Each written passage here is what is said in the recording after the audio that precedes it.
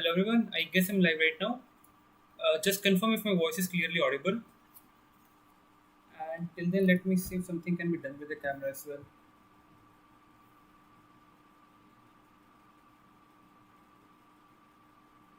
Just write yes or give a thumbs up if my voice is clearly audible.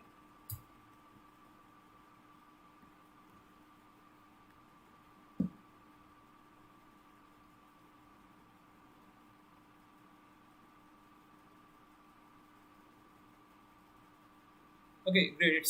My voice is clear. Just give me a second. I'll try to switch on the camera if possible. Just give me a minute.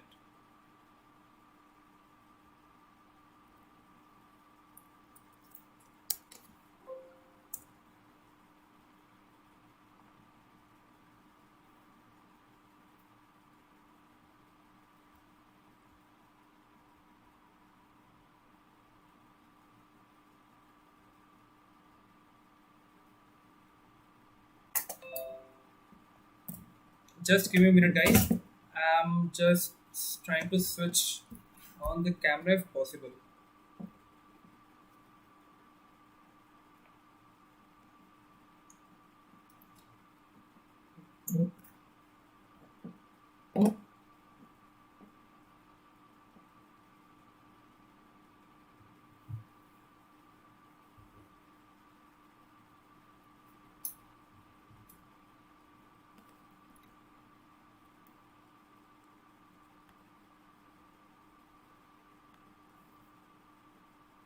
Okay, I'm not quite clear, but yeah, that's kind of that will work, I guess. Okay, just give me a second. Let me see if something can be done with the properties.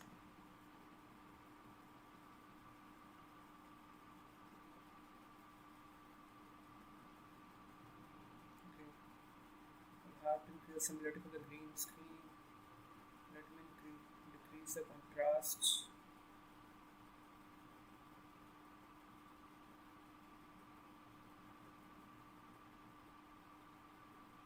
Okay, fine. I guess that will do. Okay, great.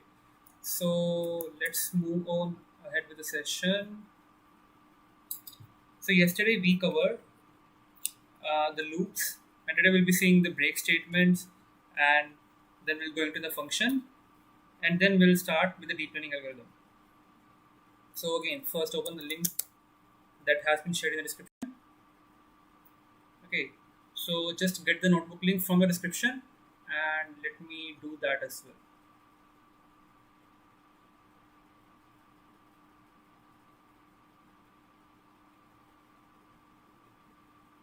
Okay, so let me just open the notebook. So link to the notebook is again in the description, and yeah, okay, I'll have to open collab. Sorry.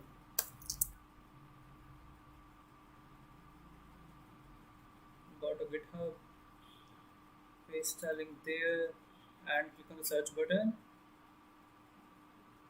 and open the second one, which is control flow.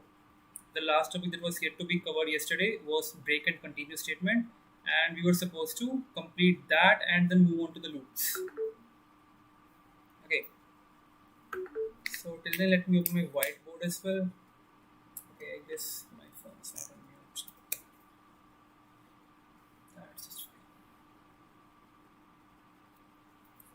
Let me see if that's fine. That's fine as well. Okay, yeah. So I guess we're ready to go. And the last thing was break and continue. Yeah. So just write yes if you're good to go. Your voice is not uh, visible, sir. Your voice is not visible. Like low voice quality. Okay, just give me a minute.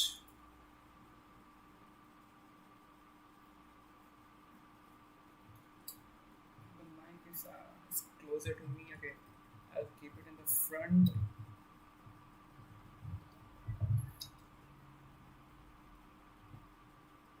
So I guess that will do the thing. Is my voice clear now? I guess it should be clear. Okay, like if I move the mic closer to me, it just gets somewhere near my hand. Okay, let me know if my voice is clear. It should be clear. It's showing like here you can see it's up to the yellow mark. So my voice should not be that much low. Okay then. So if you're facing like still facing an issue, try to use some headphones or earphones so that you can listen to my voice clearly. And the next thing that we're going with today is break and continue statements. So what are break and continue?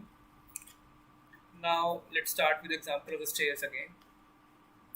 Yesterday we saw the example of a stair. Like there are some stairs and you want to go there, and I said you keep on like climbing the stairs until you get a chocolate, right?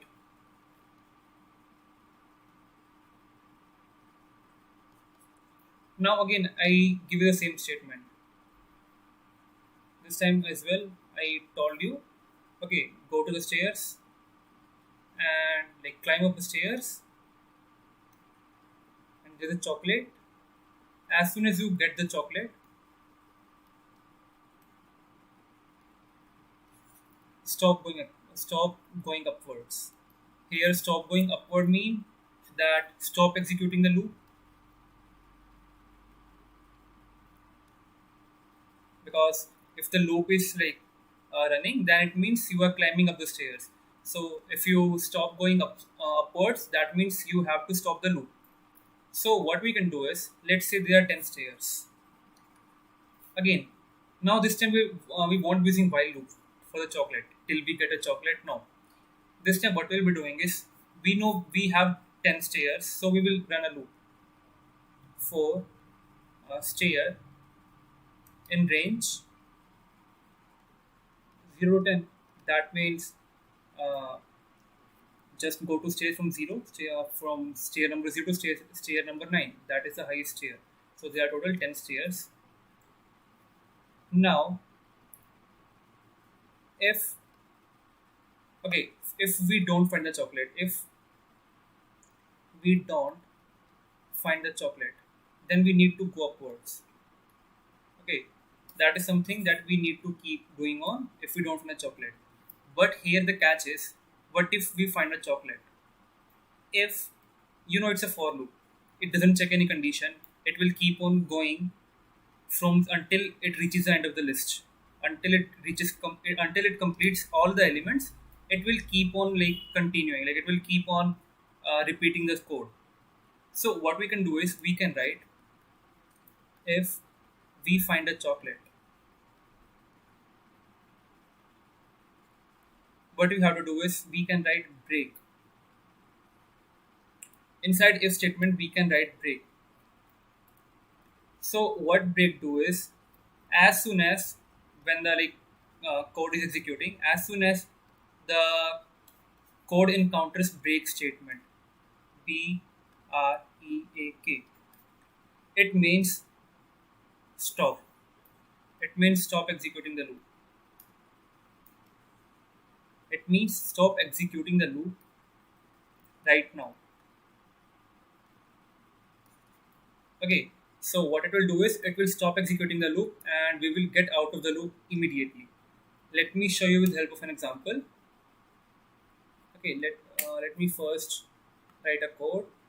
Okay, let's say chocolate chocolate at stair 3. Let's say chocolate is at stair 3, and we write for I in range 0 to 10. What we have to do is, like, we have to write print going upward. But here's the catch. If I equals to chocolate at stair. Okay. If I is equal to chocolate at stair. Okay. Then I said break. So what will happen is, as soon as I becomes 3, like initially, it means I means we are at ith stair. Initially, I will start from 0, and I, like 0 is not equal to 3. It will go to bring, it will go and print going upwards. And after this, the statement has been executed. I will become 1. Again, 1 is not equal to 3. It will go to the, it will not get inside the break state if statement. Let me write here as well. Found, and then again I will become 2, and again it will, this statement will be executed. Now as soon as I becomes 3, this condition returns true. It means we are at stair number 3, and stair number 3 contains a chocolate. What will happen is, we will go inside the if statement. We will see print found the chocolate. We will execute this statement, and then the next statement is break. So what this break will do is, it will immediately get us out of the loop. Let me show you, let me run the code and show you what it will do is,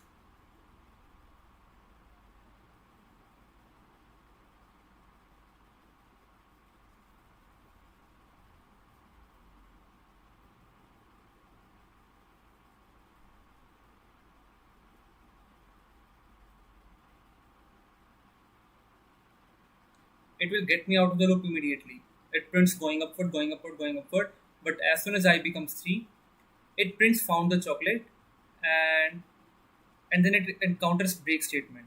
And you see, when we encounter break statement, even the remaining code of the current repetition isn't like executed. It's just that as soon as we get break statement, we get out of the loop immediately, and the output is going up for 3 times and then found the chocolate. Do let me know if that thing is clear to everyone. Again, my Droid cam isn't working very well.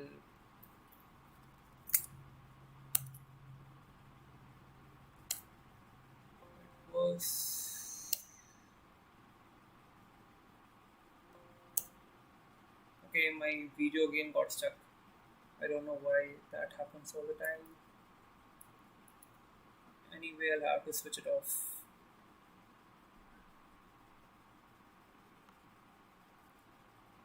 Okay.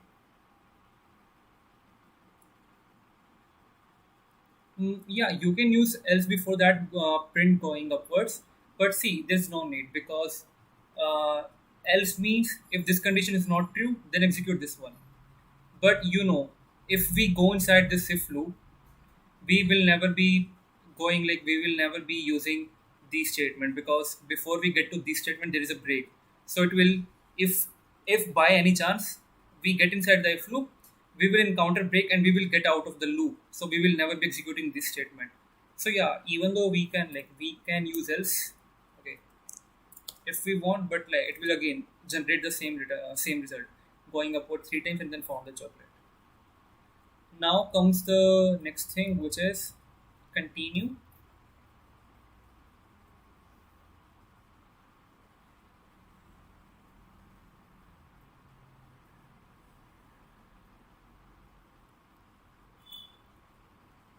Now see, again there are stairs, and one of them contains chocolate. It's me standing here at the bottom.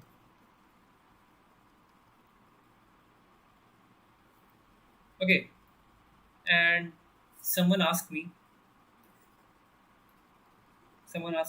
go upwards, and like if you go to any stair, if that stair contain chocolate, that stair have chocolate. Like if stair don't have chocolate, sorry, if the stair don't have any chocolate, shout out, hey, there is no chocolate.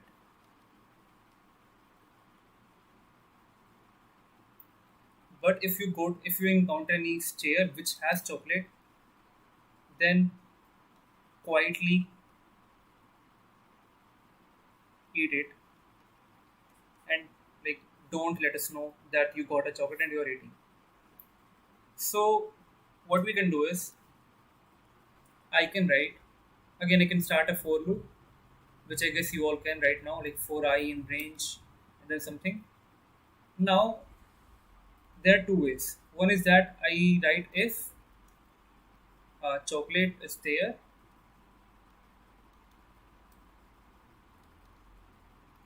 shout I got one chocolate. Okay, and then you can write if this chocolate is not there, you can write else uh, eat quietly. But there is another way. What we can do is we can take use of continuous statement. What we can write is, let me rub this one. We can write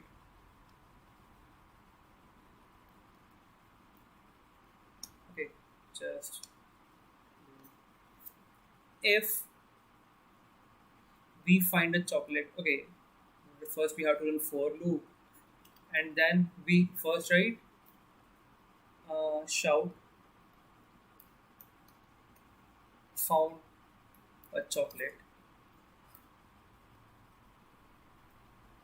but there is condition that we have to check. If we find a chocolate, if uh, sorry, found it should be shout there is no chocolate. Sorry for that. But we have to check a condition. If we find a chocolate, in that case we have to like eat quietly.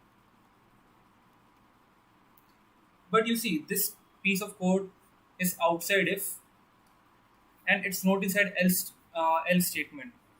It's not inside the else block.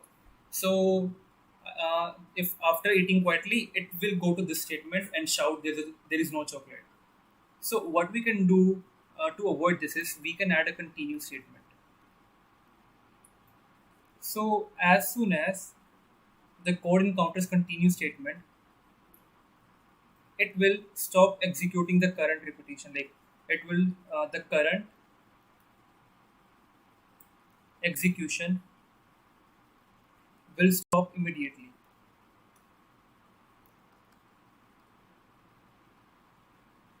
The current execution will stop immediately, and we will go to the next repetition. Like this thing will become a bit clear after I show you a code. Let me do that once. If chocolate is here, then I write print eating it quietly, and then I write continue.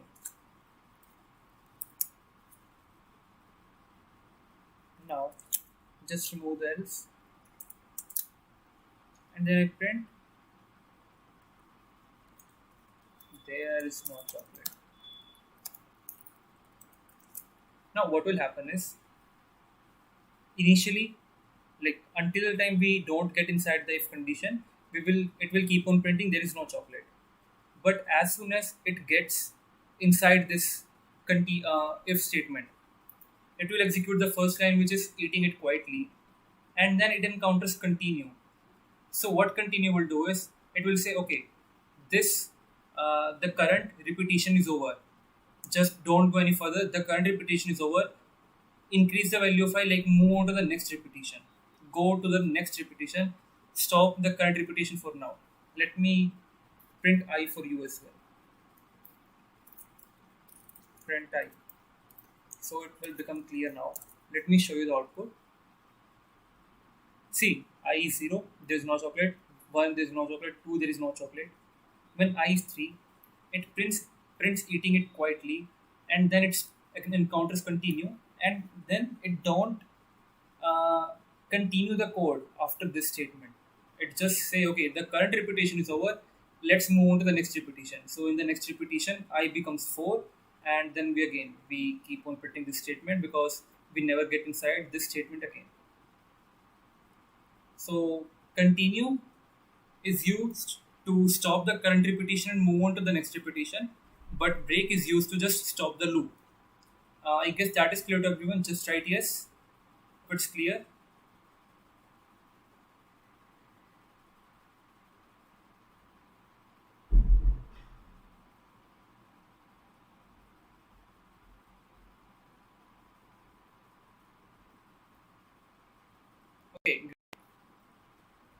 So yeah, that was the loops and control flow. That notebook has been completed. There are some questions, like there's some question that you can try.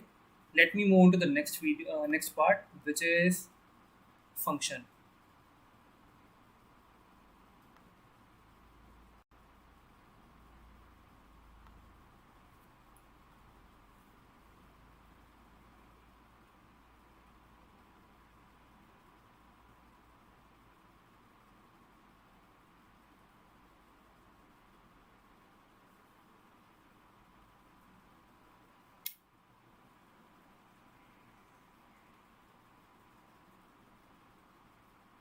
Okay, so next thing is function. So what is a function, and we'll see how to write a function. So let me clear this one right now.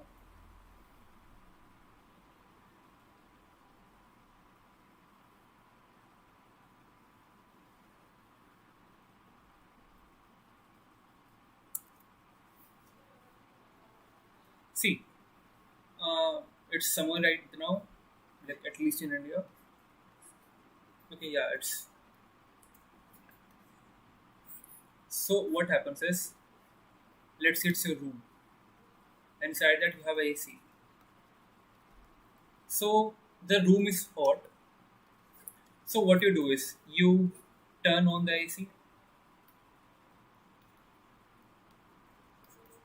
So what is the function of AC? What is the function of AC? It cools the room. Okay. So whenever you enter the room, you never say cools the room.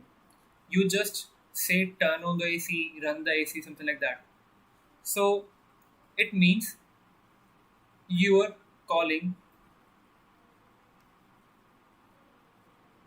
Okay, the color is not getting changed. I don't know why.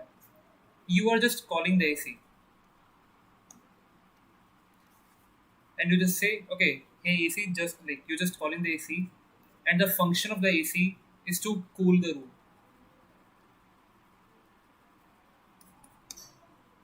Okay, so similar is the function in Python.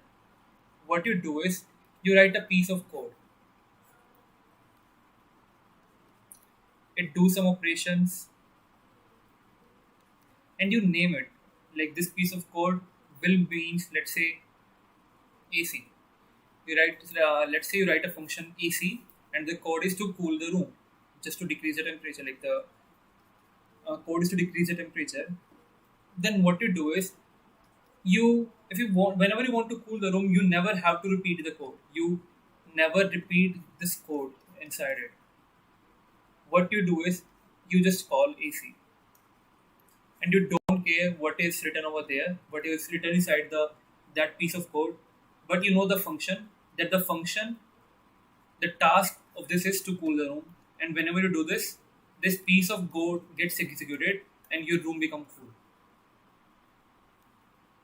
Okay, that is basically a function. You write a piece of code, you kind of bind it inside a box. You just name it with a, you just give it some name, and whenever you call that name, whenever you say I need to use the code inside that name, that code gets executed for you. Okay, this thing will become a bit more clear after we see function in action.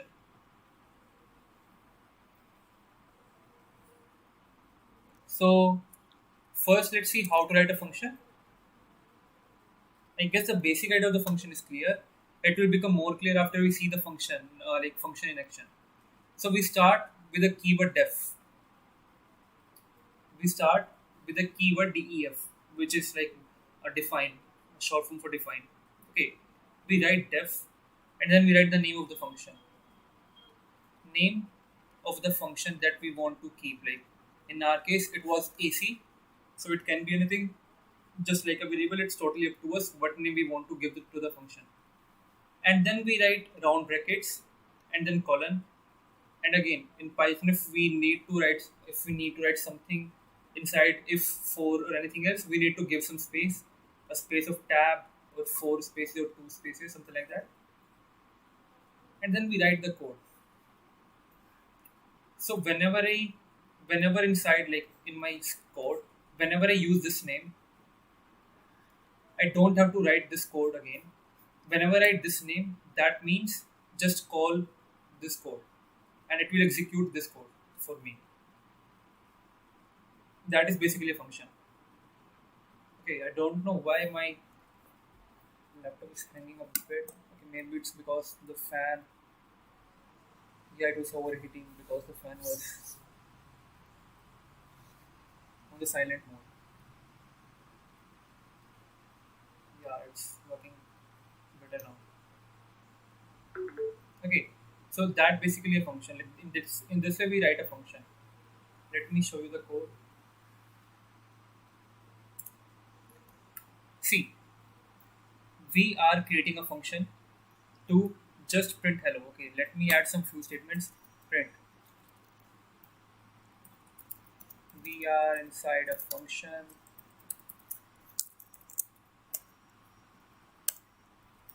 Print. Hey there.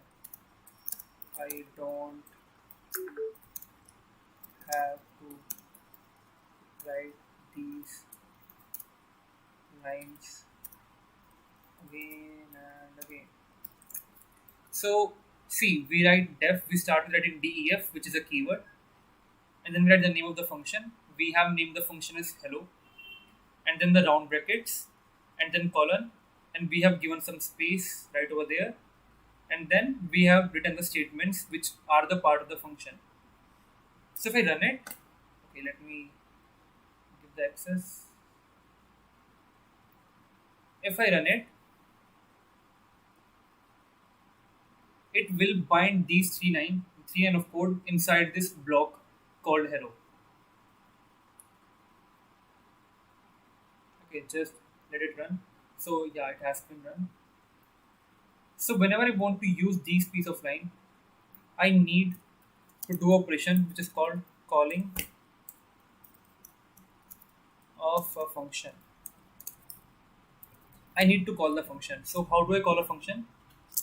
It's simple. I just write name of the okay. I just write name of the function, and then I write brackets. That's it. If I do this, this will call this function and it will run the code inside this function. So if I just write hello and I run it, you can see the output is hello. We are inside a function. Hey there, I don't have to write these lines again and again. So I guess that thing is clear to everyone.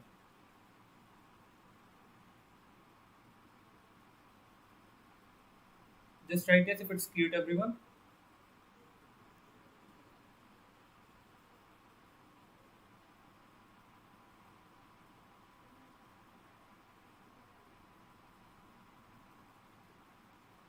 Okay, great. So now, like the basic function is fine. But what if I need to function? If I need to write a function, what if I want to write a function that adds two numbers? Let's say I want to write a function which give addition of two numbers. So in that case, what I will have to do is I will have to use something called parameters or like arguments to a function. Okay, so what are arguments? See, what I can do is I will start with def and then name of the function which is add in my case, and then I can inside the bracket I can write two variables. I can write two variables a and b. Okay, it means it shows me that if whenever I want to call the function, I need to pass two values which are a and b. And inside this, what I want to do is I want to add a and b, print a plus b. So what will happen is whenever I call add and then I write 5 and 6, so it means a becomes 5 and b becomes 6. So value of a become 5 and value of b becomes 6. And inside the function it goes, it writes print a plus b. So it's equivalent to print 5 plus 6. And we get the output as 11. Okay, if I write, okay, add 3 comma 4, in that case it will become, a will become 3 and b will become 4, and the output for this one will be 7, and output for the above one will be 11. So if I print it, output will be 11 comma 7. Okay, so I guess that thing is clear. Just let me know the output of this one and I will assume you got that thing.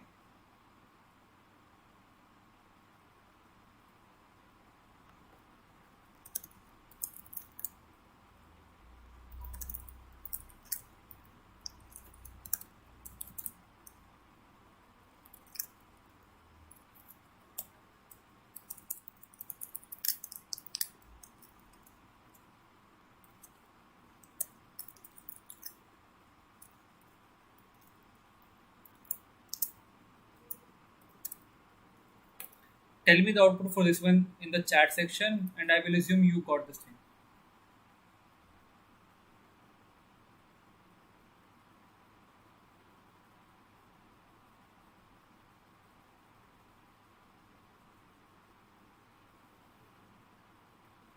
Okay, one of you is saying 15.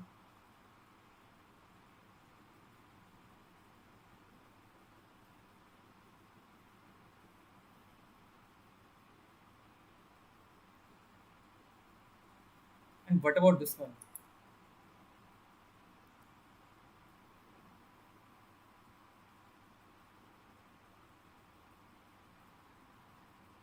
Okay, fine. So the output for this one will be 15 and ABC ABC ABC. So strings follow multiplication operation. So whenever multiply a string by some number, if I multiply a string by 2, that means I want to repeat the string 2 times. So here the string is ABC. I multiply it with 3. The output is 3 times ABC, which is ABC ABC ABC. So and for the first one, it's 3 multiplied by 5. That becomes 15. So yeah, I guess that thing is clear to everyone. It's again calling of a function. I just told you in the beginning itself. Has some task for you. And there's another thing which is called default value of a variable. Now, see, there we passed a and b. Okay. Now what happens is, like, we can assign, like, these are the variables, these are the parameters to a function. So what we can do is we can assign them a default value as well. If by any chance while calling the function, let's say I was calling this area function, if I don't specify the value of length or breadth, if I don't specify the value of any of the variable, in that case they will take the default value. So how do I write the default value? I just write the name and then equal to the value. So if I don't define the value of length and breadth, in that case length will take default value is 5 and breadth will take default value is 1. So if I call area 5 comma 2, in this case I have passed two values, length and breadth will get the five values as 5 and 2, and the output will be 10. In the second case I have passed only one argument, which is 3. So length will take 3 as input, but I have not passed value for breadth. So in that case breadth will take default value, which is 1, and the output will be 3 into 1, which is 3. And in the next case I have defined that breadth equal to 2. It means it will give value 2 to the breadth, but what about the length? We have not specified the value for the length. In that case length will take the default value, which is 5, and the output will be 5 into 2, which is 10. And again in the last case we haven't given any value, so both will use their default value, which is 5 and 1, and the output will be 5 into 1, which is 5. Okay, I didn't run this cell. So as you can see the output is 10 3 10 5. So I guess that was clear to everyone.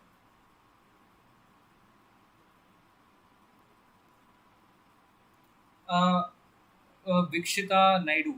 Yeah, default value, if the default value and value passed aren't the same, it will take the value that we have passed. Default value is just a value that will be like taken by the variable when we have not specified anything.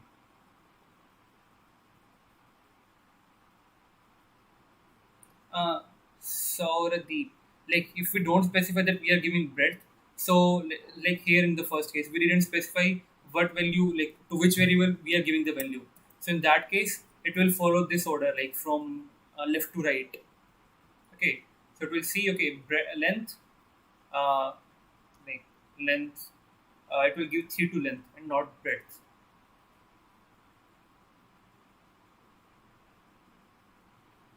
Okay, so the last thing I guess is for the function, the return statement. Yeah, and then there is lambda function where we copy something out of the then Dogstring. Okay, yeah, it's not that much. Now here we were just printing the numbers, like here we're printing length and breadth.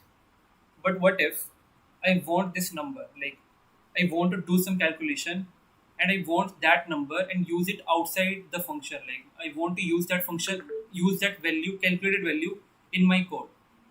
In that case, I can use return statement. So how do I write a return statement? I just write return and then the value that I want to return. So what it will do is, see, if I write again I define a function, addition function, which is having values, which is taking two values and the default values are 10 and 20. And see, if I just write print a plus b,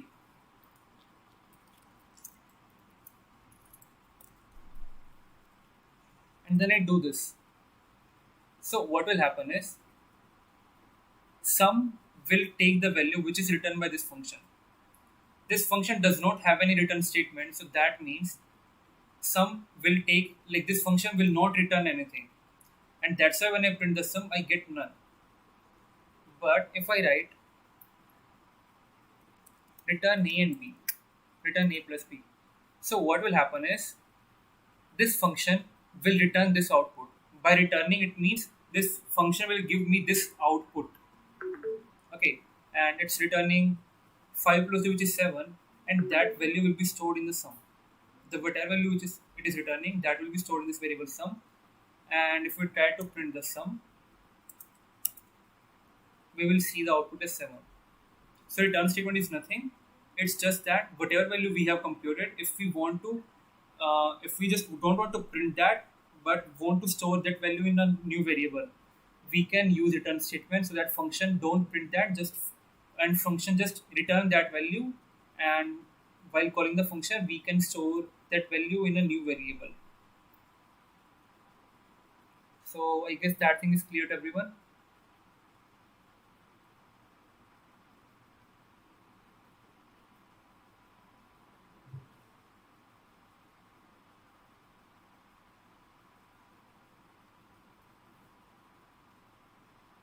So yeah, there are some there are some um, kind of like extra things, not extra things. We are just okay. Now it's not just that we can return only one value. If we want to return more than one value, let's say want to return the difference and sum as well, so I can write return two values at a time as well. So see, you know what it is. Two values separated by commas, it's a tuple. Okay, so it will return the tuple of sum and difference. And here what we are doing is, it's returning a tuple of sum and difference, and we are unpacking the tuple using these two variables. So if you have attended the class, like previous class carefully, you must have got now what is doing over here.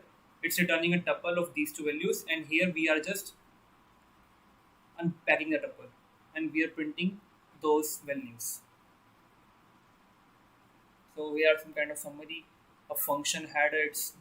It's the header of the function. It's the body of this function, and then it's a return statement. So that's basically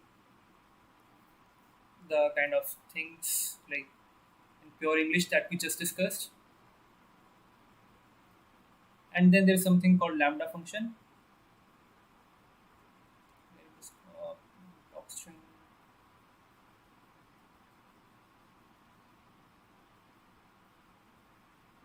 Okay, so lambda function is nothing but a short way to write the function. It's just that if I write def a and b and return a plus b, I can write it as add equals to lambda ab comma a plus b. Like, I don't recommend you to use lambda. Usually, I don't recommend lambda. It's quite confusing. It's just that it's a part of the notebook, so I'm teaching you this thing. But like, I would recommend you to write a function this way. I'm just teaching you the lambda because if you see something like this, you don't get confused. So it's like another way of writing the function. And like, you can't even write like complex function using lambda. Lambda is can be used just to write simple functions like this. Like, it will become quite difficult to write such functions using lambda. So I would suggest you to just don't use lambda and stick to the basic definition of function that is kind of global, which can be used anywhere. Because see, this thing, like this way of writing the function that we just discussed, that is kind of used in most of the language. That even if you're writing the code in C or C++ or Java, the same pattern will be followed. But the lambda pattern is unique to Python, and like, I don't even like that much. So you can like avoid using lambda. Just write the function in the way that we have discussed. Okay. So the next thing is variable scope. So it's nothing. It states that, like, see, it was a function def a and b, and inside this function we made a new variable answer. See, this was the variable answer. It's not kind of, it is not declared anywhere outside the function. It's a new variable that we have created inside the function. So if I try to print the variable outside this function, see, we create answer equals to a plus b. We're returning the value of answer. So S will contain 5 plus 6, which is 11. But if I try to print the answer, it will throw an error. It will say name answer is not defined. That is because this answer does not have any existence outside the function. Variable scope means if we have declared any variable inside a function, that variable does not exist outside the function. Okay, let me show you. Let's say it's a function. Add some code. If I have declared a variable, new variable inside this function, so I can use that variable inside this block only. If I try to use this variable outside this block, it will not, like, this variable does not exist outside this block. It is bounded inside these walls, so it will throw an error. That variable does not exist. So here again, answer was described. Answer was declared inside this function. So if I try to print the answer outside this function, I get an error. Answer is not defined. Okay, so that is basically the variable scope. That means variable has only existence inside the function.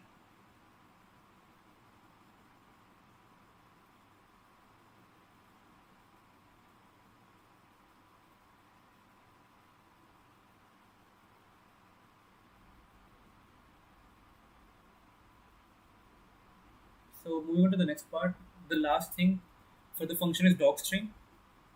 Dogstring is nothing. It's just a string that is returned inside these quotes, triple quotes. So if we want to write a function, let's say it's the function to calculate simple interest. Now it takes three arguments: amount, rate, and time. So if a new person see my code, he might not understand what this function do. So we just write the details of the function inside the triple quotes. See, I've just written pure English, no code inside this one. That this function calculate total amount to be paid after adding simple interest. The input to the functions are amount, the first variable, and they explain that what is this, and then the rate and then the time. So that is basically, I'm just describing about the function. So whenever I want to describe about a function, that what is the functionality of a function, I can write that inside these triple quotes. And when I run it, it will not be read as a part of code. It is just a docstring. It will be stored in the docstring of function, and Like it will not affect our code. It will give what do I say, idea to a new person that what this function do. It's just to give, it's just to explain the function to a newbie. That's it. That is a dog string. Yeah, the dog string is similar to multi-line comments, but again, it's not same because like there is a command that like if it's a simple interest is the name of function, then I don't remember the exact command. That is simple interest the function name dot underscore underscore doc underscore something like that. Yeah, so it is. So if I write the function name and then write dot underscore underscore doc underscore, that will return the doc string of the function. You can see it's returning this doc string of the function. So if I have a function, even I don't have access to the code of the function. Like if this function is written somewhere else and I don't know what this function do, I can't even go and see the code of the function, because if I can't see the code of the function, I won't be able to see what is written over there. So if I'm using multiple comments, I won't be able to see this. But if I'm using docstring, I can just write name of the function and then dot underscore underscore dot underscore underscore. So this thing will return the docstring of the function and I will get what this function do. So I guess that is clear to everyone, and that was that thing makes the basis of Python over.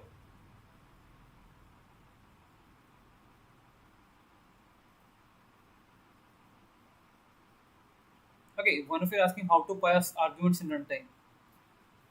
So I guess I forgot to tell about that thing. There's a thing called input. So if I want to say a equals to input, and I write enter value of a, and then I write print a. So you know what will happen? Print value of a is a. So it will run the first line, and the input means take input from the user. It prints enter value of a, and then it's waiting for me to enter the input. If I write 5, it will take input as 5 and it will store 5 inside of a, and it will print value of a is 5. So I can use this thing. So if I have defined a function def add a comma b, and I say print a plus b. So what I can do is I can write a equals to input, b equals to input. So if I don't write anything inside this one, so it will not print anything. It will just wait for me to enter the input. Okay, I didn't.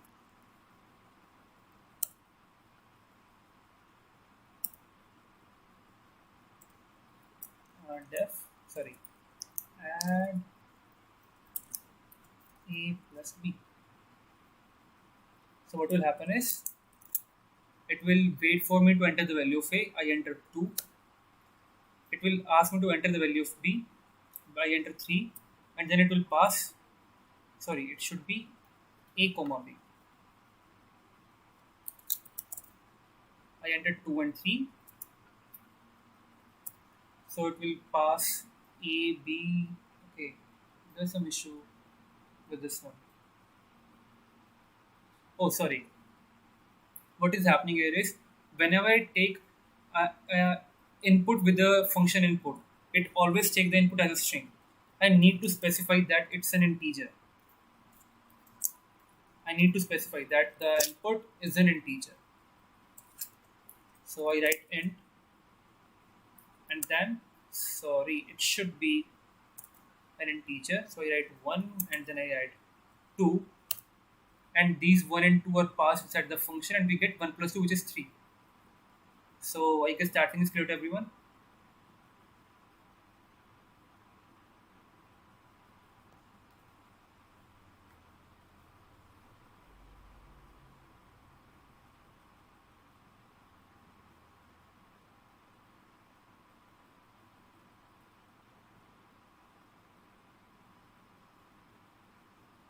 Okay, great.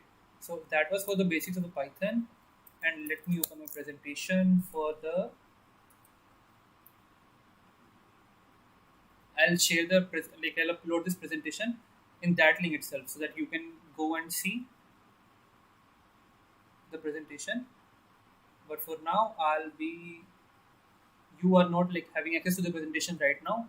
But yeah, I will upload this presentation in the same GitHub repo. I'll also, okay, let me do that right now.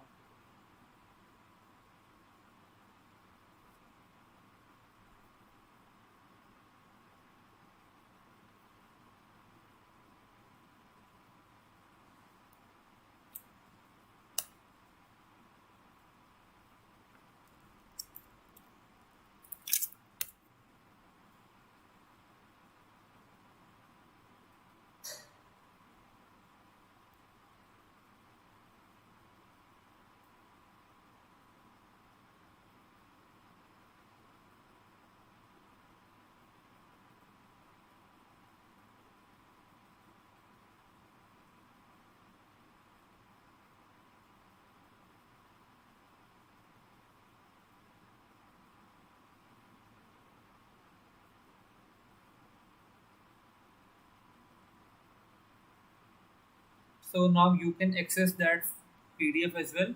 So how do you access the PDF? Let me show you. You go to the description of the link, go to the copy the link to the notebook, copy it, paste it, and you will see a thing like this. And from there, just click on this new network.pdf. After you do that, this thing will open. If you want, you can download that as well from over here. If you want, you can just download this thing and it will download all of these files in a zip file.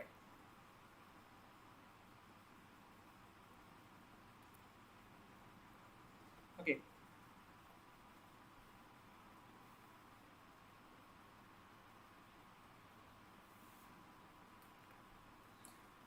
So we are going into neural networks. So there's a mystery of the neural network that neural networks were inspired in the early 1940s by researchers when they were trying to like kind of mimic the humans. Okay, so let me explain you what is happening over there. See, it's the biological neurons. These are actually the neurons that are present inside our body. Whenever, let me see if I can write inside with this or not. No, I cannot write. Okay, see what happens is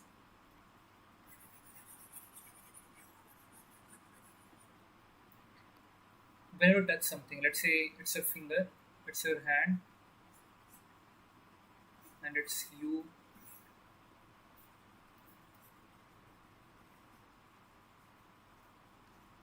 it's you, and you touch a hot cup of tea, like you touch a hot vessel.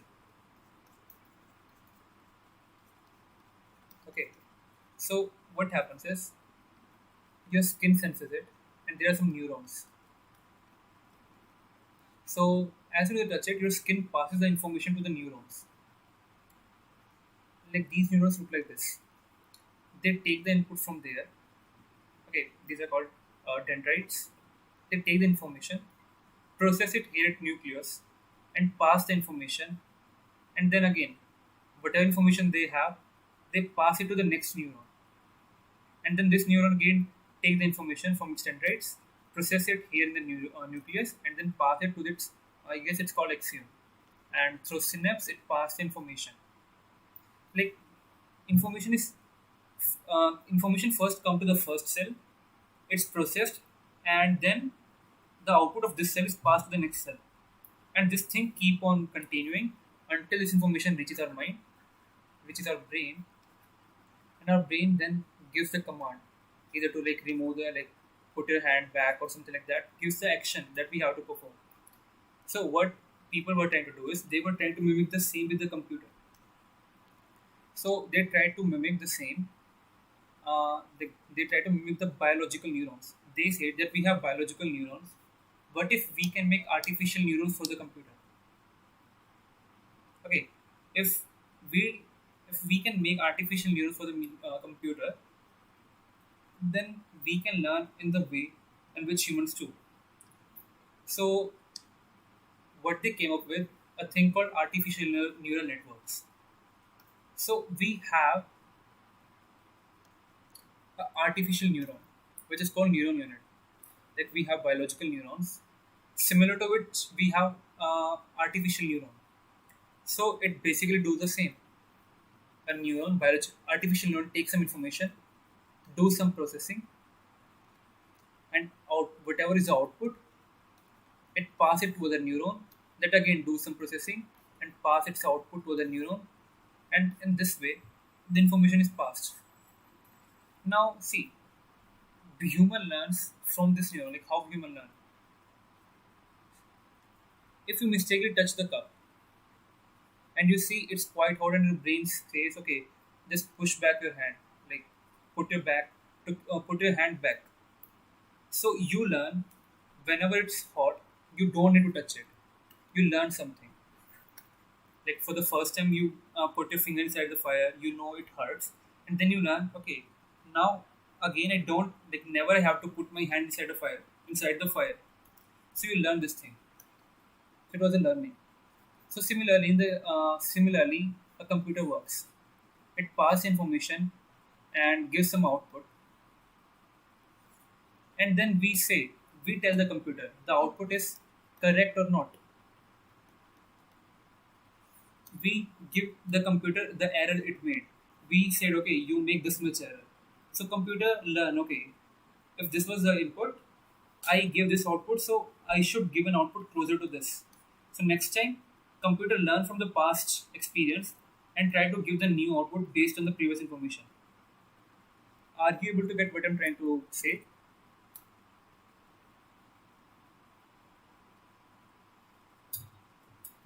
Just write yes if you got like basic idea of what we're trying to do here is.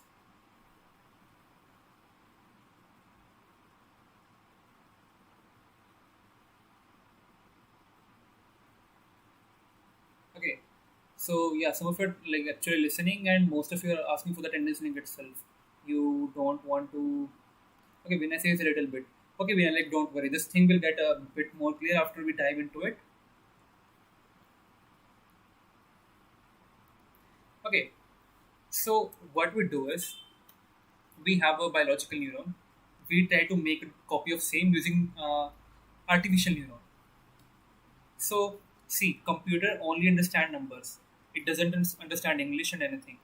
Even if the Python code that you are writing, the this whole code that you are writing, this thing, like if you just go like if you study compiler design, then you will understand that this thing, like if you go and study about the compilers, you will see this code you're writing in English, it gets converted into binary.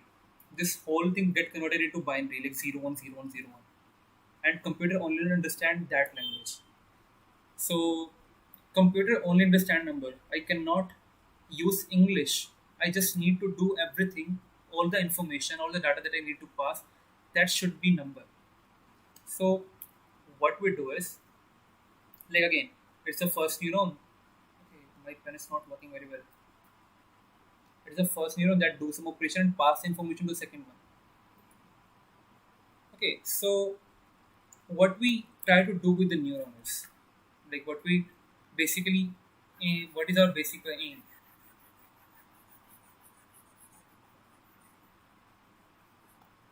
I just gave you example. We humans do some mistake and learn from them. Okay, let me give you an interesting example, which like I was given when I was learning this thing for the first time. Okay, let's say it's you. You fight with another person. Like this person do something to you, like it goes like you have a fight with this one. Now you want to take a revenge with him. You go to beat him. Now, what are the factors that you should keep in mind? First factor: does this guy have a gun? Okay, so like you don't have any experience of fighting. You never have fought before, so you don't know anything. You just go to beat this guy, and you know like he had two of his friends with him. You didn't know that you should never fight when they are more than when you are outnumbered. So you start fighting with him.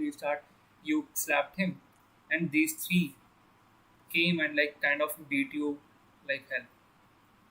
So you learned one thing.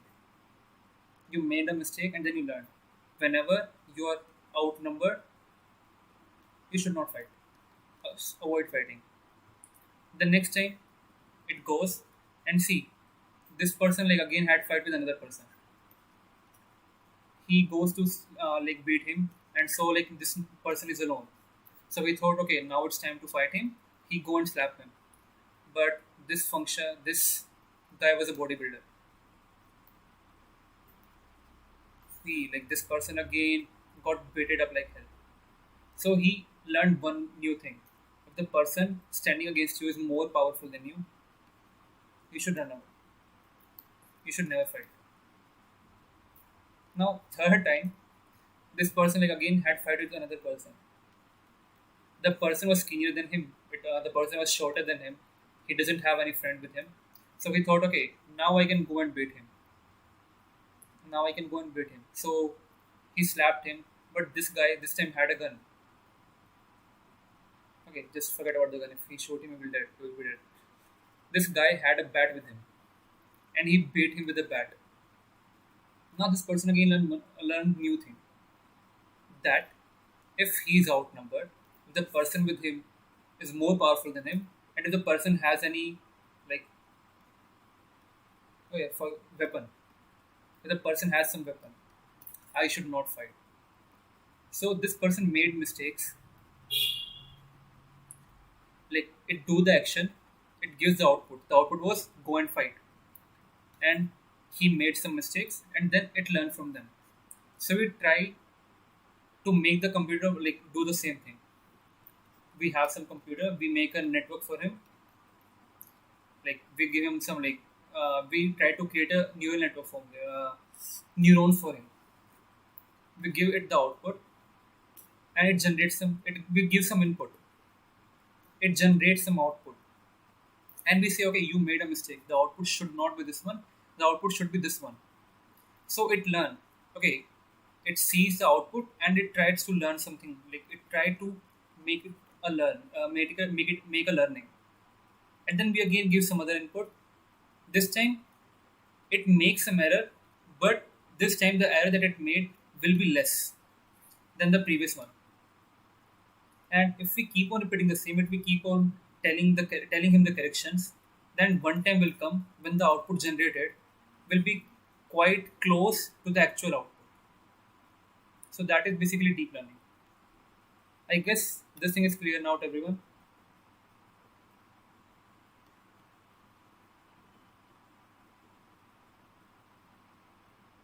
If you can't fight the bully, become the bully. Okay.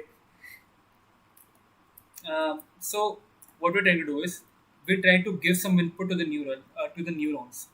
Here is some neuron, okay, and we give some input, some numbers, and we try to predict the future. We try to predict the output, based on this number, what can be the output. That is basically we try to do when we go into the when we are going to deep learning. We are kind of trying to predict the future. We're trying to predict what can be the output. So how do we do that?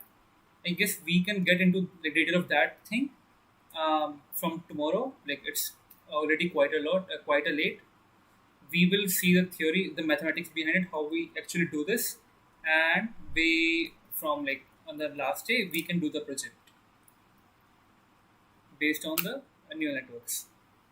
So I guess that thing is everyone got a glimpse of what we're trying to do here is.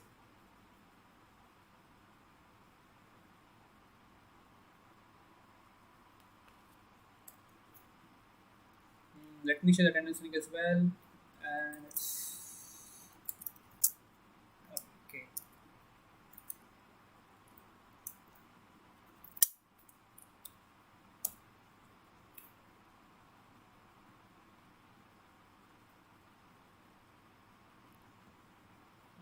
Okay, it's not the account, it's just one ShapeAI,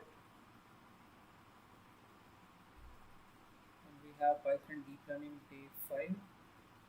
Just go and make a copy of this one.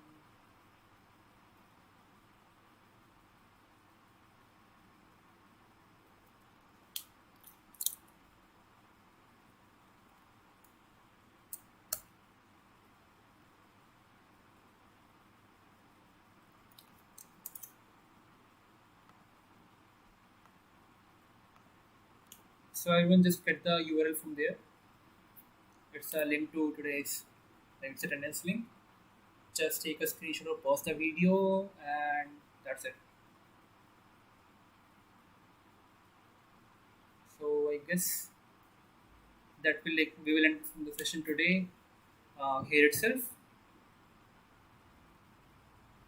and tomorrow will be kind of like tomorrow we will go into the mathematics behind it, behind the artificial neural networks, like how this thing works, and then from like on the next day we will do the project based on the learning that we made. Like most of you are asking me the session why we are learning basics. See, even if I teach you the theory of the deep learning, when it comes to the coding, if you don't know the list, if you don't know the function, and when I'll be making those function and when I'll be running loops, you won't understand a thing. You will just like, what the hell is going on? You just taught us a theory and we don't know how to code in Python, so you won't be able to code. That's the reason we have to teach you first the basics of coding in Python. Okay, but if you guys want, like from the further boot camps, like we could have like prerequisites, but then again it will again create a problem to any to the new person who don't know about the Python. Okay, so that's why we have to go through the basics of Python programming. And okay, great, thank you everyone. And I'll be ending today's session right now. Hope to see all of you soon, all of you tomorrow as well. Okay, thank you everyone.